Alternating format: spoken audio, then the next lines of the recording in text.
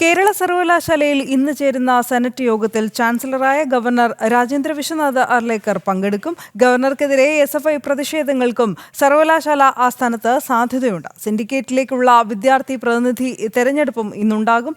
14 സർവകലാശാലകളിലെയും vice ചാൻസലർമാരുടെ യോഗവും ഇന്ന് governor വിളിച്ചിട്ടുണ്ട്. സർവകലാശാലകളിൽ പിടിമുറുക്കുന്ന ഇടത് ആധിപത്യത്തിനെതിരെ ചാൻസലറായ ഗവർണർ രാജേന്ദ്ര വിശ്വനാഥ് അർലേക്കർക്ക് കടുത്ത അമർഷമുണ്ട്.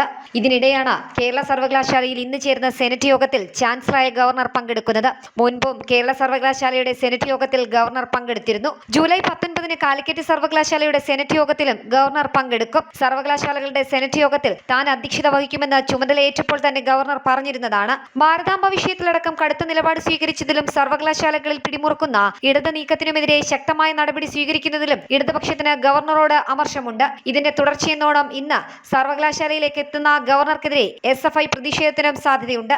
ഇത് കണക്കിലെടുത്ത് കനത്ത സുരക്ഷയാണ് സർവകലാശാല ആസ്ഥാനത്ത് ഒരുക്കിയിട്ടുള്ളത്. കൂടാതെ 14 സർവകലാശാലകളിലെയും വൈസ് ചാൻസലർമാരുടെ യോഗവും ഗവർണർ ഇന്ന് വിളിച്ചിട്ടുണ്ട്.